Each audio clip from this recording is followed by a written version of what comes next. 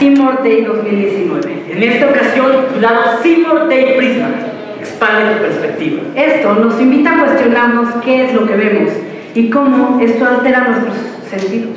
Haciéndonos preguntar hasta dónde llegan los límites de nuestra percepción y cómo es que un proyecto así puede transformar la visión de cada uno de nosotros y de cómo nos acercamos a la educación hoy en día. Cada quien, con su propia perspectiva, sumó a este gran proyecto, desde detalles diminutos que necesitaríamos un microscopio para verlos, hasta ilusiones gigantes que nos dejarán a todos sorprendidos. Nuestros nombres son Fortuna Rofe y Abraham Kennedy. Y hoy tendremos el placer de guiarlos a través de nuestra propia perspectiva durante este increíble evento. Ahora sí, comencemos. Hoy tendremos a 4 ponentes extraordinarios de distintas áreas que compartirán con nosotros sus vivencias. Primero, debemos agradecer a Daniel y Dick Rubinstein de Grupo Atención, nuestros patrocinadores oficiales, por creer con nosotros desde el día 1 y estar para nosotros. Pues bueno, la primera ponente nos llevará a 2 realidades muy distintas. 2 perspectivas de diferentes países, donde niños, jóvenes y adultos viven realidades totalmente distintas. María Alejandra Molina es una periodista que nos dejará impactados a todos. Tiene una trayectoria larga como en televisión y radio. Ha participado en TV Azteca, en ADN 40 y diferentes noticieros. Sus intereses la han llevado a indagar en temas polémicos, como lo es la situación de Venezuela.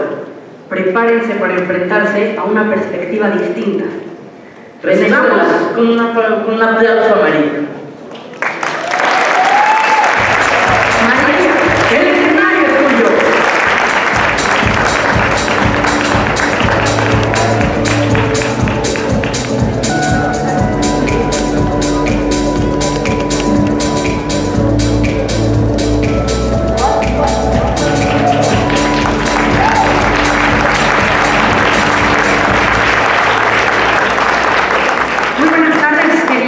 Agradecer a Timor por esta invitación especial que me hizo para platicar sobre mi país.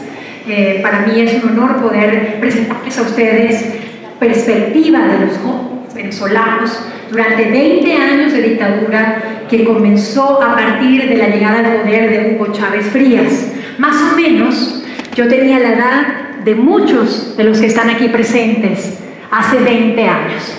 Y quiero invitarles a imaginar un poco. Imagínense que su abuelo llega huyendo de la Gestapo a México, monta una empresa, contribuye y logra sacar una empresa 2 generaciones, luchar por esta empresa, y que de repente un presidente se le ocurre por decreto expropiar a las empresas de su rubro, y una de esas empresas es la empresa de su abuelo. Pero no solamente eso, el presidente decide también llamar a estos empresarios corruptos, llamarlos burgueses, llamarlos también escuálidos, y además culparlos de la situación de la pobreza en el país.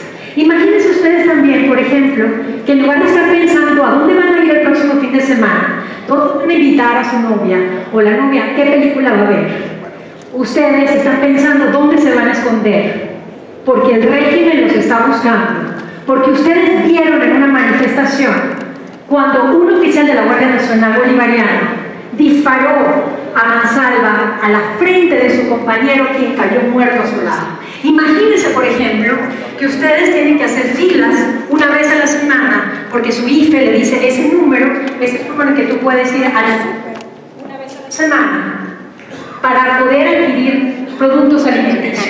Pero además haces 4 horas de fila, y cuando llegas finalmente a la caja, aún teniendo todo el dinero que tú puedas tener, solamente te permiten comprar un paquete de arroz, un paquete de harina, un paquete, o te permiten, si es que hay, o pollo, etc. Cuando llegas después de 4 horas de hacer fila, te das cuenta que no hay comida.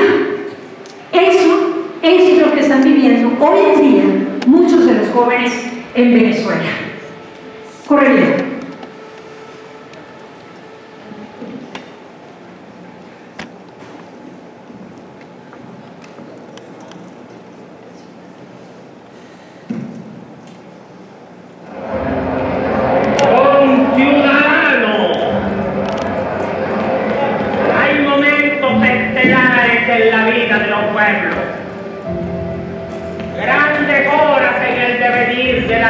naciones, instantes en que un país realiza una cita con su propio destino.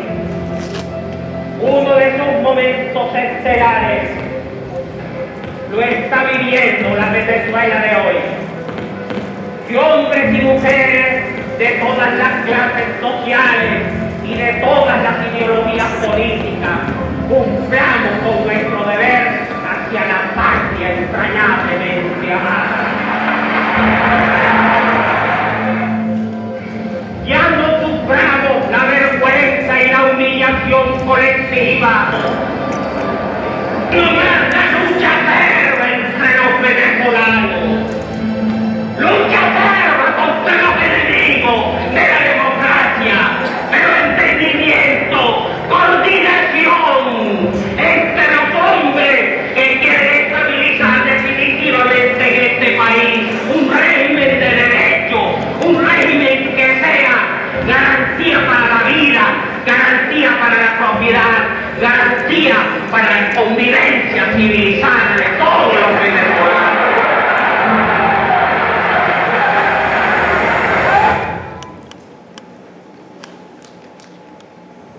La pregunta es, ¿cómo llegamos aquí?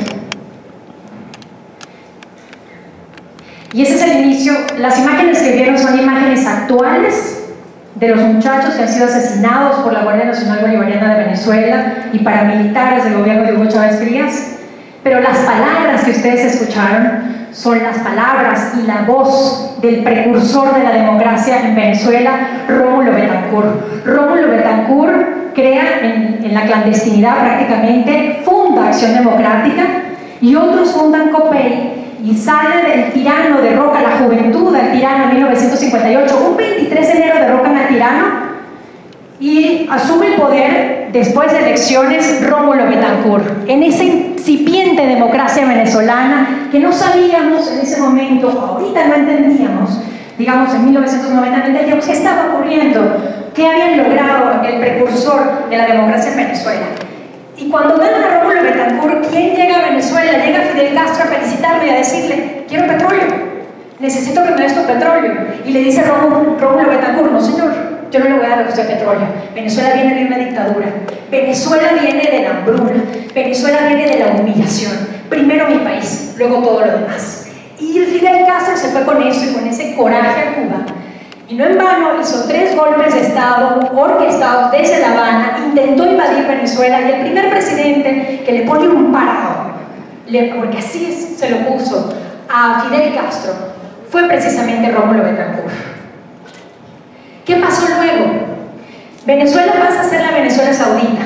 En la guerra de Yom Kippur, 1973, Arabia Saudita dice: quien se atreva a apoyar a Israel, pues va a tener sanciones petroleras, y era el líder de la OPEP. Venezuela también era parte de la Organización de Petróleos, exportadores de petróleos, de países exportadores de petróleos, y por supuesto que se beneficia de esta decisión de Arabia Saudita en la guerra de Yom Kippur en 1973. Fluye el dinero, fluyen las arcas, y Venezuela entonces crece al 7% anual durante 23 años. Hablamos del milagro alemán, 4% crecía Alemania.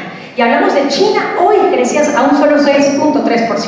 Venezuela llega a tener la inflación más baja del mundo, 0.50%. Por supuesto, el número de estudiantes crece, las escuelas crecen, las entidades bancarias crecen. El país está viviendo un paraíso terrenal. Pero ¿qué sucede? El presidente que hereda la democracia, Carlos Andrés Pérez, dice: yo voy a tratar esta bonanza con criterios de austeridad, con criterios de escasez. Y no hizo eso. ¿Qué instituyó? Un gobierno asistencialista, un gobierno paternalista, y lo que hizo es que los venezolanos se acostumbraron a que le dieran.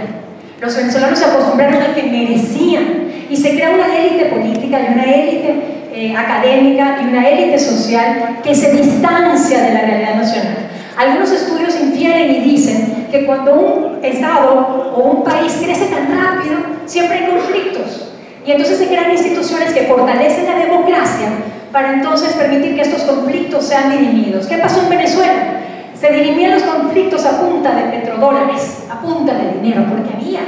Y no se crearon estas instituciones que le dieran solidez a la democracia en Venezuela. ¿Qué ocurrió? La vida se encarga de enseñarnos qué pasa y se encarga de traernos de vuelta a la realidad. El ocaso de la democracia y el preludio de la llegada de un nuevo dictador. El Viernes Negro 1983 se acaba el dinero, caen los precios del petróleo en una Venezuela prácticamente monoproductora, una Venezuela rentista, crece la deuda externa, incrementa la pobreza. Y en 1989, en su segundo mandato, el presidente, Carlos Andrés Pérez, le dice al Fondo Monetario Internacional: necesitamos dinero para poder cubrir con esta deuda interna que había sido de derroche, que había sido de pagar, de solucionar los conflictos a punta de petrodólares. Y entonces dice, solicita apoyo, y el Fondo Monetario Internacional le dice: yo te doy apoyo, pero toma medidas. Y esas medidas, por supuesto, por lo general, son bastante impopulares. ¿Qué ocurre en Venezuela en ese momento? El Caracazo. ¿Qué fue el Caracazo? Fue un movimiento de protesta en la capital, en Caracas. La gente salió a las calles a saquear establecimientos comerciales. Eso ocurre en 1989. Muchos analistas dicen y sugieren que esto fue orquestado desde La Habana, porque si algo tenía Fidel Castro, él se metía una idea en la cabeza y la lograba. Era un líder, no era un buen líder, pero sí era un líder. Y entonces logra, dicen los analistas, orquestar esto en 1989 del Caracazo para darle paso a los dos golpes de Estado que intenta perpetrar Hugo Chávez Frías en 1992. Corre video. Comandante, déjeme hablarle sobre el miedo que usted genera a muchísimas personas. En el exterior hay gente que le tiene miedo. Usted sabe eso, ¿no? No sé por qué. Bueno, primero, dicen que no es demócrata. ¿Usted está dispuesto a entregar el poder después de 5 años? Claro que estoy dispuesto a entregarlo, no solamente después de 5 años, yo he dicho que incluso antes. ¿Está usted de acuerdo en hacer una pequeña enmienda en la Constitución bolivariana para permitir la reelección indefinida? ¿Nacionalizaría algún medio de comunicación? ¿Algún medio? No, basta con el medio de comunicación que tiene el Estado. Hoy el Estado tiene el canal 8 venezolano de televisión. Los demás canales, yo tengo las mejores relaciones con ellos, con los medios de comunicación, deben seguir siendo privados. Más bien estamos interesados en que se amplíen, se profundicen. No habrá nueva concesión para ese canal golpista de televisión que se llamó Radio Caracas Televisión. Se acaba la concesión. ¿Intención de nacionalizar absolutamente nada? No, absolutamente nada. Incluso hemos dicho, nosotros estamos dispuestos a darle facilidades aún más de las que hay a los capitales privados internacionales. Banco privado, que no estaría mal, ¿verdad? Pasando para la patria, para el pueblo. Nacionalización por un bien social. Todo aquello que fue privatizado, nacionalícese. Entre ellos, por ejemplo, la empresa de su abuelo que llegó después huyendo de la Gestapo a México, por ejemplo, ¿no? Eso ocurrió en Venezuela. Chávez perpetra estos dos golpes de Estado, lo meten preso y luego el último presidente de la democracia en Venezuela, Rafael Caldera, le da un indulto presidencial a Hugo Chávez Frías, sale de la cárcel y sale como un héroe que rescata a Venezuela. Y entonces, cuando sale de la cárcel, recorre todo el país y le habla al pueblo en su idioma. Le dice lo que el pueblo quiere escuchar. Es que la Cuarta República, es que los corruptos. Yo me pregunto, sí había, yo me imagino que había corrupción, por supuesto que había corrupción, pero el presidente anterior, Carlos Andrés Pérez, fue juzgado por malversación de fondos por $5.000 millones. Y quiero recordar esto, $5.000 millones que no se los agarró el presidente. El presidente lo pasa de una partida a otra partida y por eso juzgan a Carlos Andrés Pérez. La hija de Hugo Rafael Chávez Frías, María Gabriela Chávez, tiene en su haber una mujer que nunca ha trabajado en su vida. La hija del presidente que dijo que le iba a donar el sueldo a los pobres. Tiene más de $4.000 millones en su haber. Ah, claro, pero ella dice que ella logró esta fortuna vendiendo cremas de amor. Yo me voy a retirar del periodismo, la verdad, y voy a comenzar, valga la cuña, valga la publicidad. Continuamos.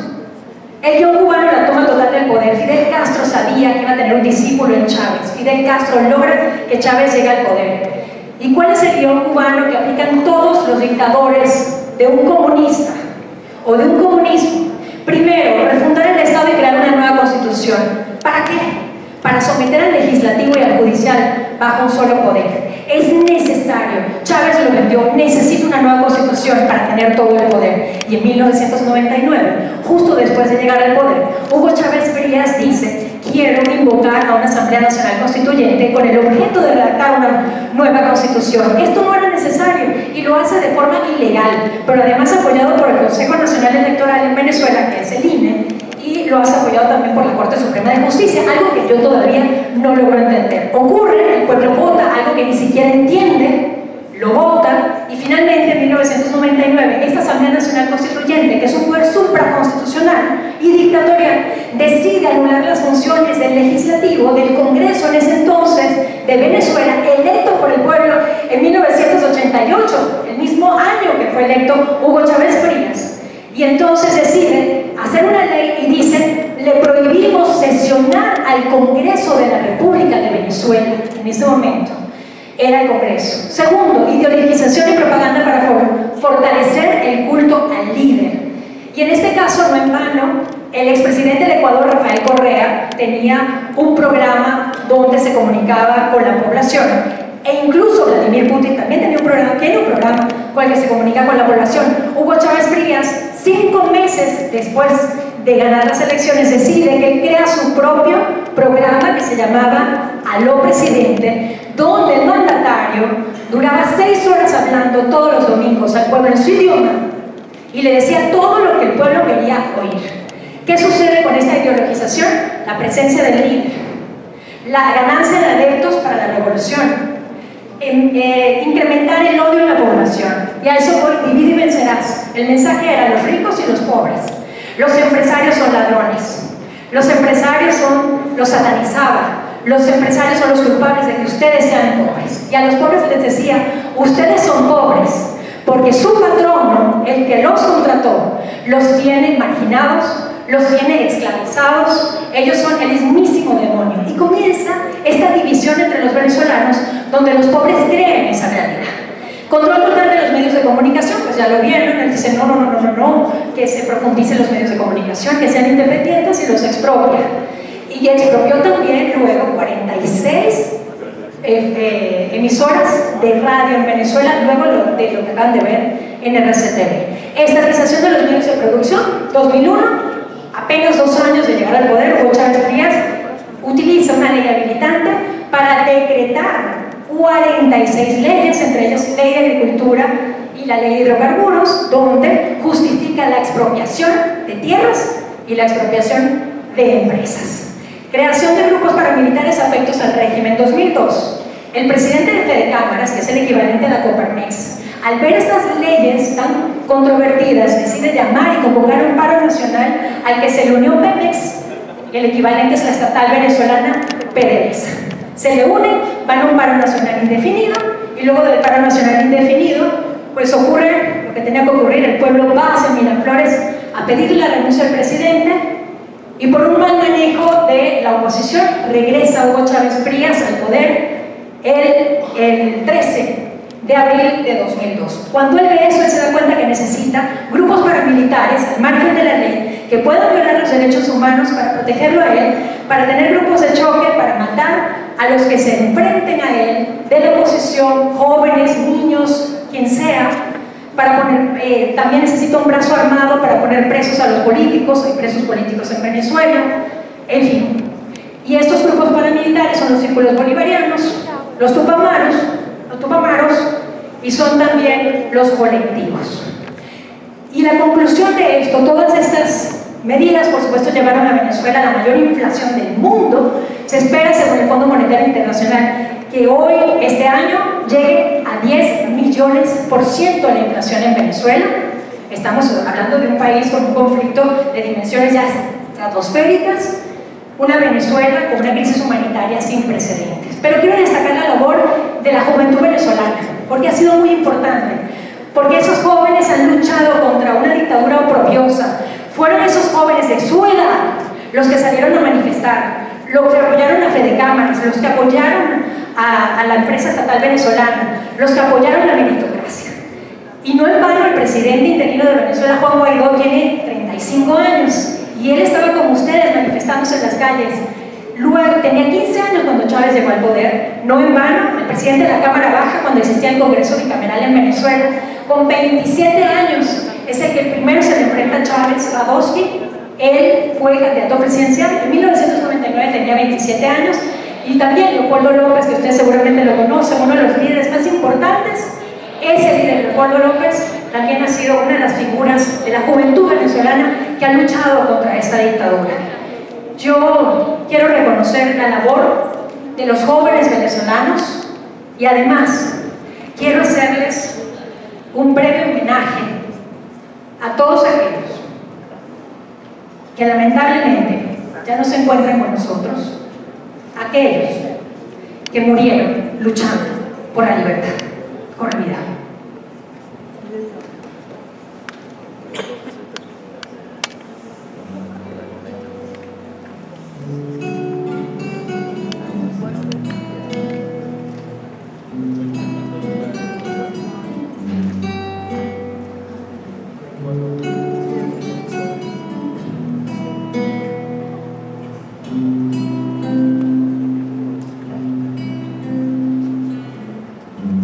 Empaca bien tus maletas, recuerda bien tu chaqueta, y en ese largo camino, recuerda que estoy contigo.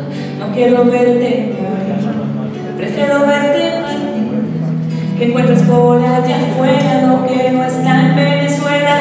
Eso me dijo mamá antes de verme abordar aquel avión que en la puerta dejaba atrás mi bandera.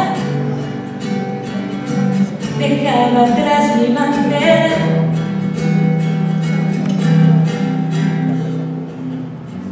Mientras una madrugada en otra casa escuchaba un hijo que a una madre su expectativa contaba. No me prohíbas, mamá, debo salir a luchar. No sé si vuelva con vida, pero eso no me intimida. Yo soy un libertador que Venezuela parió. Llevo la lucha conmigo, yo quiero un mejor camino. Su máscara antigas, hecha en la casa nomás. Protesta muy decidido en medio de tanto lío. La mano en pecho apretado, ya solo quiere saber si después de la protesta va a poder volverle a ver. Los miserables de verde defienden ni saben qué. Les tiran a quemar ropa hasta que el cuerpo les explota. Actúan como villanos, luego se lavan las manos, mientras la prensa del Estado saca un gran comunicado. No fueron los militares, la culpa fue de los padres que los dejaron salir a guaripiar por allí. Inventan par de reportes y en la prensa les difaman. Dicen que son terroristas, que los tenían en la lista. Eran tan solo unos niños con sueños por qué luchar, y les tiraron la muerte para su boca callar. Mi pueblo está reprimido, el mundo lo ha hecho olvido. ¿Será que a muchos conviene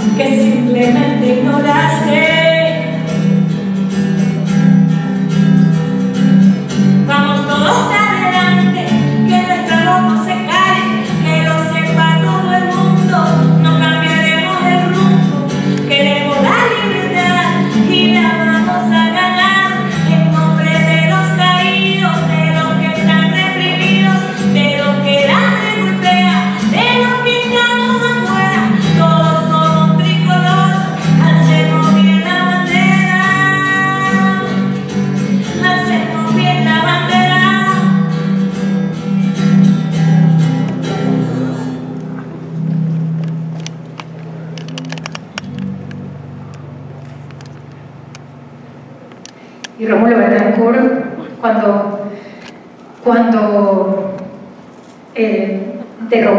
prácticamente le ganó a Fidel, porque le ganó a Fidel, dijo que escuche bien Fidel y díganselo bien, que cuando Venezuela necesitó libertadores, ella los parió, no los importó.